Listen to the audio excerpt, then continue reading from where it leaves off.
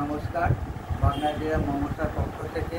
আমি বলছি, প্রত্যেক ডাক্তারবাবুদের কাছে আমার বিনীত অনুরোধ এবং প্রত্যেক ভারতবাসীর কাছে আমার বিনীত অনুরোধ, আমাদের সকলের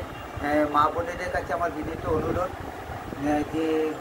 প্রত্যেক ডাক্তাররা জানি আবার নিজের কর্মস্থানে যায় এবং আমাদের অনেক রোগীরা আছে তাদের জানি একটু কেয়ার করে এবং একটু দায়িত্বশীলভাবে একটু চিকিৎসাটা করে এবং আমাদের সবার নেত্রী মমতা ব্যানার্জির উপর সবাই আস্থা রাখুন। আসল দোষীদের শাস্তি হবে তার এবং সিবিআই যে কাজটা করছে